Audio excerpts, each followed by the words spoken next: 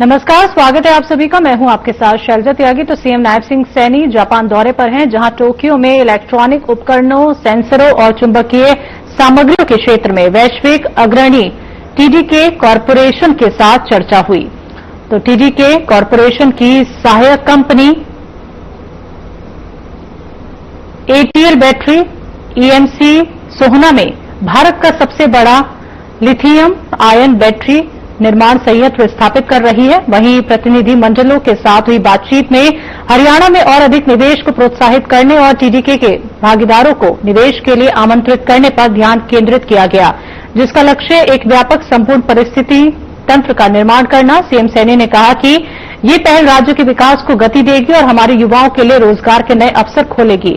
तो हम हरियाणा को वैश्विक निवेश के लिए एक अग्रणी गंतव्य बनाने के लिए प्रतिबद्ध हैं।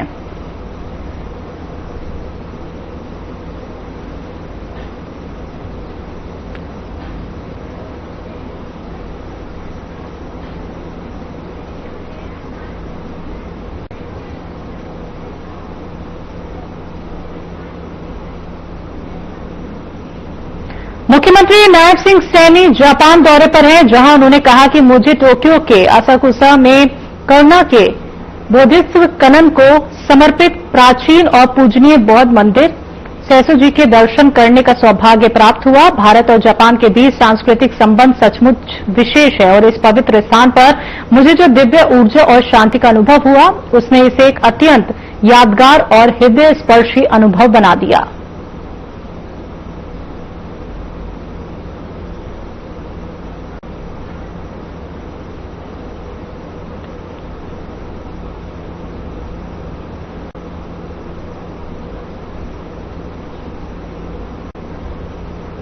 किसान नेता महेंद्र टिकैत की जयंती पर सीएम नायब सिंह सैनी ने उन्हें नम आंखों से उन्हें श्रद्धांजलि दी। तो सीएम सैनी ने एक्स पर पोस्ट करते हुए लिखा, सारा जीवन पिछड़ों, किसानों, शोषितों के हितों और अधिकारों की रक्षा के लिए संघर्ष करने वाले महान किसान नेता बाबा महेंद्र सिंह टिकैत की जयंती पर उन्हें शत शत नमन करता हूं।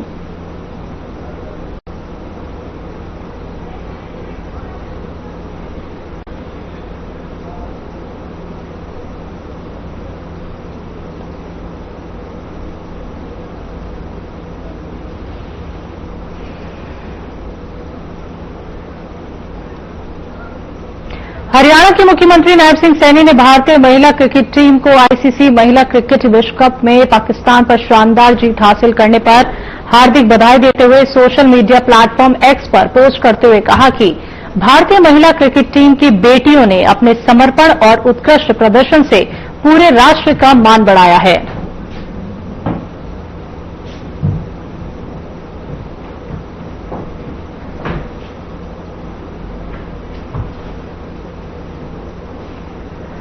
तो सीएम नायब सिंह सैनी ने एक्स पर भारतीय खिलाड़ियों को प्रोत्साहित किया, बधाई दी और उनके उत्कृष्ट प्रदर्शन के लिए एक्स पर बधाई दी।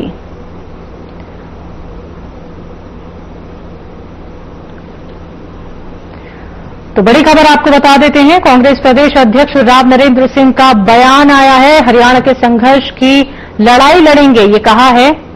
तो कांग्रेस हाईकमान का आभार भी जताया और संगठन को प्राथमिकता देना है, तो ये कहा है नरेंद्र ने। तो आम जनता की उठाई जाएगी समस्या, ये भी कहना है उनका। जनता के बीच पहुंचाएंगे कांग्रेस की नीतियां।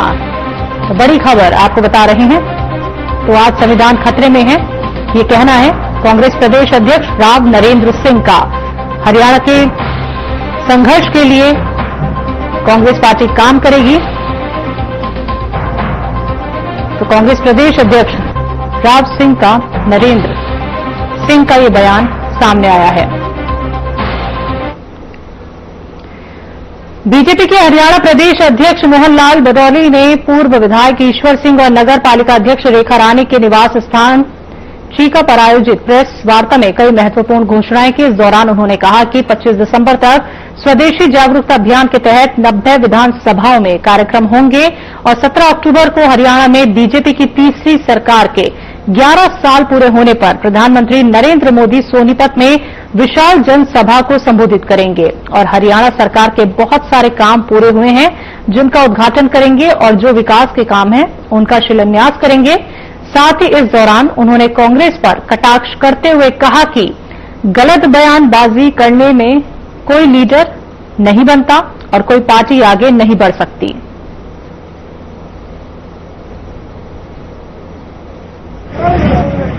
3 महीने तक 25 दिसंबर को पूर्व प्रधानमंत्री अटल बिहारी वाजपेयी की जयंती तक चलेगा।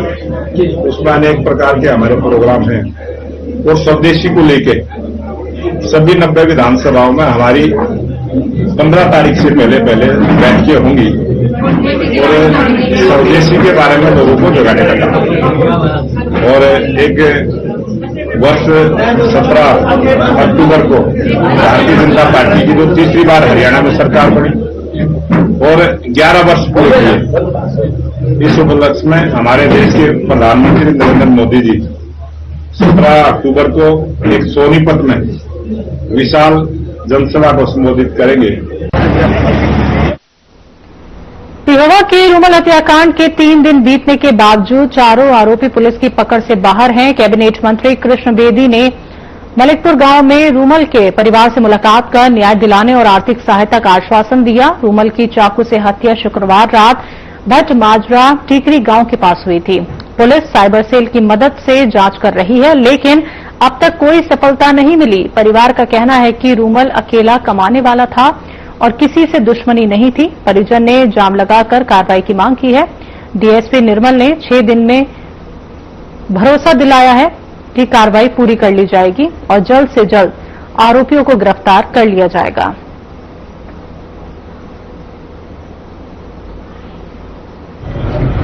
उसके पास भी 3 बेटे और 1 ही बेटा है। मैंने पुलिस के अधिकारियों से बात की। सारा भारतीय जनता पार्टी की पूरी टीम परिवार को संतावना देने के लिए आई थी। मैं तो पहले दिन से लगातार संपर्क में था। इस प्रकार पुलिस से मेरी बातचीत हुई है, दोषियों के बिल्कुल नजदीक है।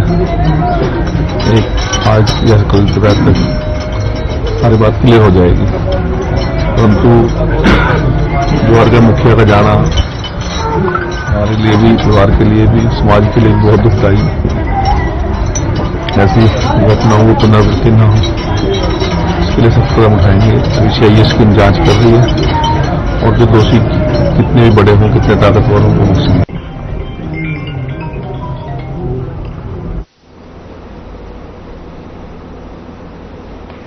खबर पलवल से है, जहां बीती रात घर में घुसकर एक परिवार के लोगों को बंधक बनाकर 4 लोगों के द्वारा हथियारों के बल पर लूट की गई।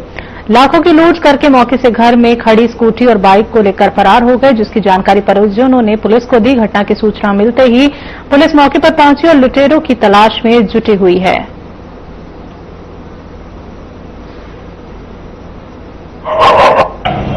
रात को सो रहे थे, टाइम देखा मैं, 4 लोग थे, उनके पास पिस्तौल थी।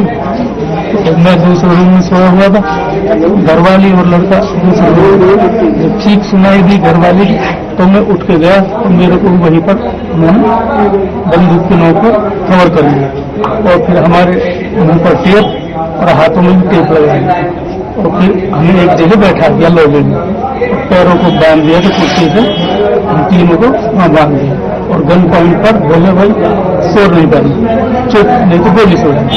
उसके बाद उन्होंने अलमारी खोली चाबी लेकर के और जो भी ज्वेलरी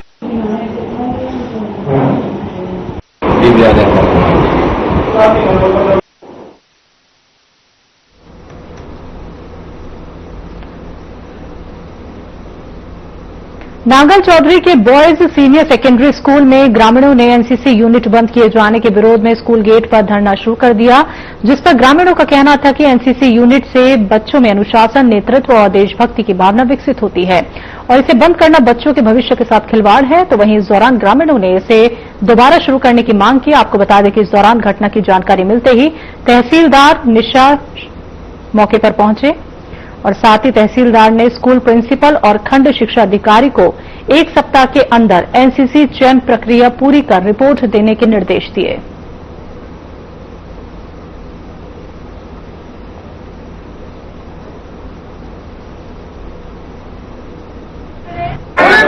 ये थोड़ा सा एनसीसी के अंदर बच्चों के इन्वॉल्वमेंट से थोड़ा इश्यू आ रहा था, उसको लेकर धरना प्रदर्शन था। अभी इसमें क्या है कि जो भी कार्रवाई नियमानुसार करवानी हुई वो करवाई जाएगी। अगले सप्ताह में हम चाहेंगे कि बच्चों का एनसीसी के अंदर इन्वॉल्वमेंट हो जाए और वो अपना गतिविधियां आगे मैं यहाँ के साथ चला गया, उसके साथ यार सर गरीब बच्चा है, इसका एडमिशन क्यों नहीं ले रहे हो? बोला कि ये बच्चा मेरे स्कूल का नहीं है। सर कोई बात नहीं, सरकारी हॉस्पिटल और सरकारी स्कूल गरीब आदमी के लिए होते हैं। करोड़पतियों के बालक स्कूल में नहीं आते हैं, सरकारी स्कूल में नहीं आते हैं। मैंने उनसे रिक्वेस्ट करी करीब 20 मिनट पहले, लास्ट में वो डॉक्यूमेंट सारे फेंक दिए। मैं उस बच्चे को लेकर वो बाहर आ गया। मैं ठीक है उनको भाई ये 1-1.5 महीने पहले हम आए थे नगर पालिका से, पूरे चेयरमैन वगैरह पार्षद हमारे सब आए थे और इनसे बात की थी एनसीसी टूट रही है, तो इनसे बात की थी प्रिंसिपल साहब से कि हम कार्रवाई करके 1-1.5 महीने में सबको एडमिशन दिला देंगे। लेकिन इन्होंने 1.5 महीने में कोई कार्रवाई नहीं की, कोई बच्चा एडमिशन नहीं हुआ। इसीलिए हमने आज प्रदर्शन किया और हमारे प्रदर्शन में हमारे तहसीलदार साहब और वो कुछ शिक्षा अधिकारी, वन अधिकारी ये सब आए और हमारे को आश्वासन दिया है कि सोमवार मंगलवार तक हम बच्चों का एडमिशन करवा देंगे और किसी भाव में भी हम एनसीसी टूटने नहीं देंगे। धरना प्रदर्शन इसलिए बैठने की यहाँ पर एनसीसी जो बच्चों का एनरोल होना था वो अभी तक आज तक मतलब प्रिंसिपल महोदय ने उनको एनरोल नहीं किया है और उस विषय पर हमने प्रिंसिपल साहब से आज 1 महीने पहले भी बात की थी। उसके बावजूद भी उसने इसको कोई कार्रवाई नहीं करी। आज हमारे धरना प्रदर्शन के पश्चात डीओ साहब भी आए हैं और तहसीलदार महोदया भी आई है। उनके समक्ष हमने ये सारा मैटर रखा है। उन्होंने में आश्वासन दिया है कि हम यहाँ एनसीसी नहीं टूटने देंगे और जल्दी से जल्दी बच्चों का एनरोल रजिस्ट्रेशन हम करवा देंगे। करने के लिए इससे पहले भी 1 महीने पहले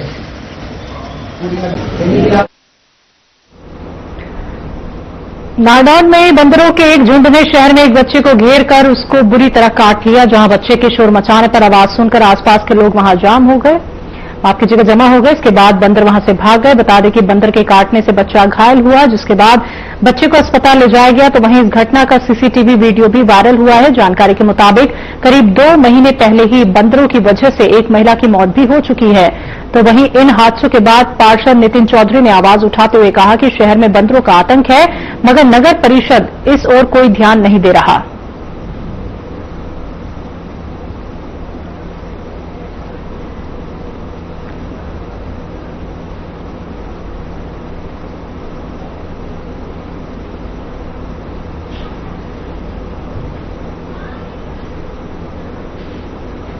कालावाली क्षेत्र में रविवार रात से सोमवार सुबह तक हुई भारी बारिश ने किसानों की चिंता बढ़ा दी है। दरअसल लगातार बारिश से खेतों में पानी भरने और फसलों के खराब होने का खतरा बढ़ गया है। खासकर धान, नरमा और कपास की फसलों को नुकसान होने की संभावना जताई जा रही है, क्योंकि धान की फसल की कटाई का समय नजदीक है। ऐसे में खेतों में पानी जमा होने से दाने काले पड़ने और गुणवत्ता प्रभावित होने का डर है। तो वहीं मंडी में रखी फसलें भी भीगने से खराब हो सकती हैं, जिस पर अब किसानों ने सरकार से मुआवजे की मांग की है और चेतावनी दी है कि अगर राहत नहीं मिली तो आंदोलन किया जाएगा। साथ ही इस दौरान मार्केट कमेटी ने भी हालात को देखते हुए किसानों को अलर्ट किया है।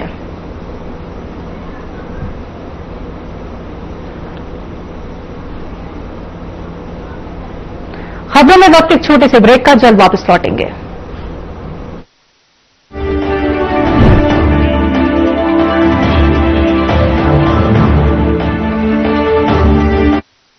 क्या आप दुबले पतले कमजोर हैं, आपकी सेहत नहीं बनती, भूख कम लगती है, वजन नहीं बढ़ता?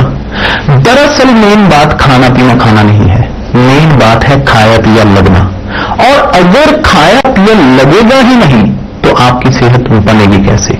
इसलिए हमारी संस्था सन्यासी आयुर्वेदा ने एक ऐसी दवा का निर्माण किया है जो कि आपके लिवर, आपके पाचन तंत्र को दुरुस्त करने का काम करती है, ताकि आप जो भी खाएं उसका पूरे का पूरा निचोड़ आपके शरीर को लगे, आपकी भूख बढ़े, खाया पिया सही से लगे, नया खून बने, हड्डियों में जान आए, वजन बढ़े और आप मोटे तगड़े खूबसूरत पर्सनैलिटी के मालिक बन जाए। सिर्फ 699 रुपए की पूरे 1 महीने की दवा होती है और आप इसे घर बैठे 011 45 45 45 45 पर फोन करके दवा मंगवा सकते हैं।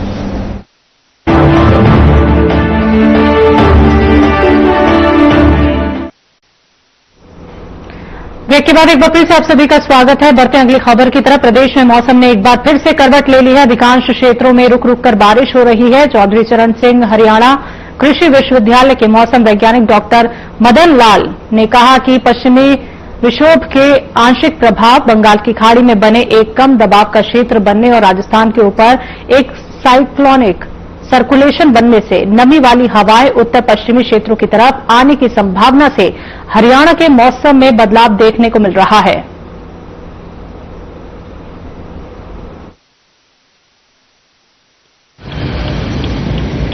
जैसा कि पहले मौसम पूर्वानुमान में दिया था, उसी के अनुसार पश्चिम विक्षोभ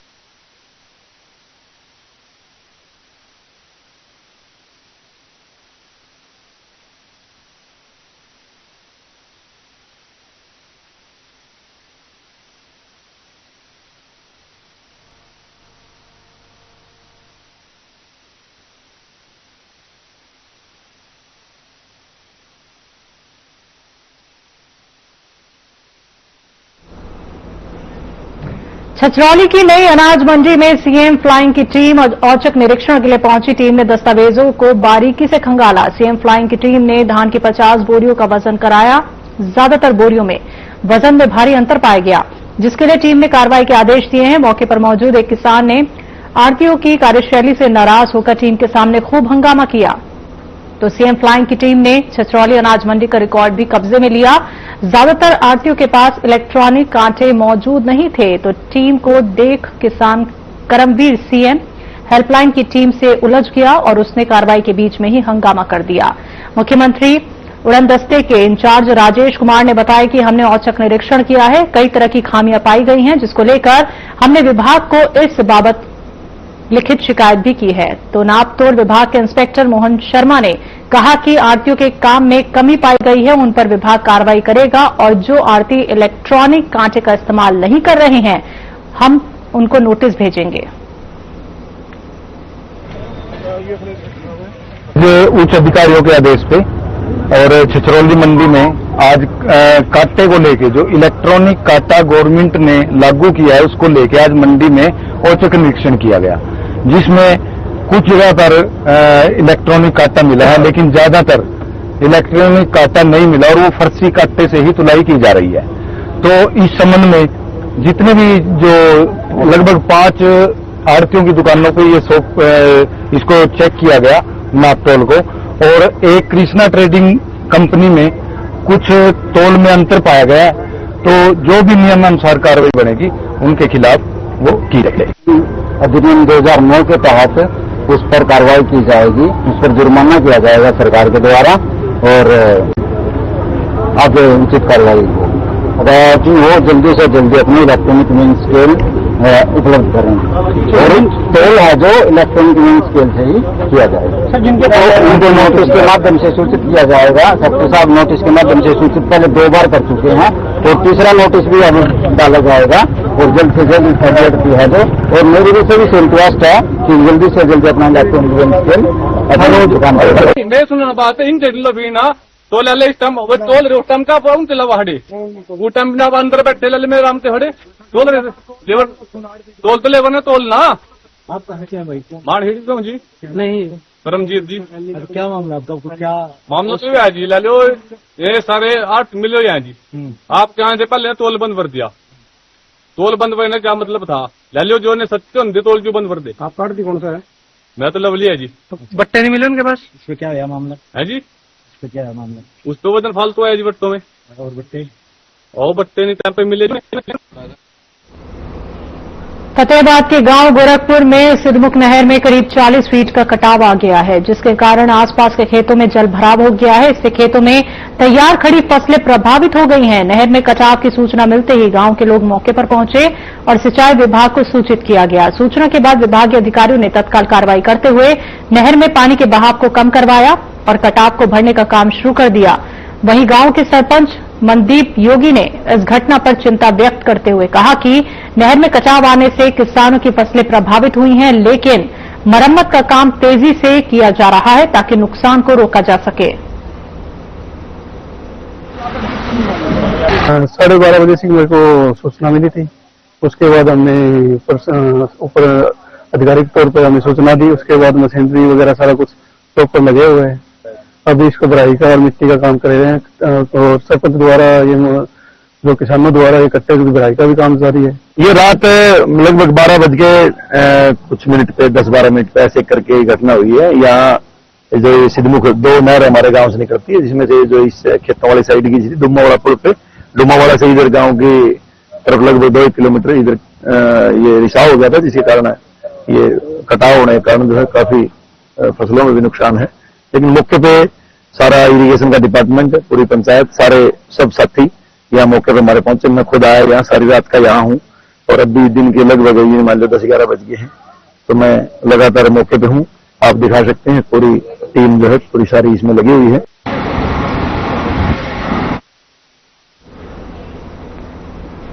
खबरों में अभी के लिए इतना ही। मुझे दीजिए इजाजत। नमस्कार।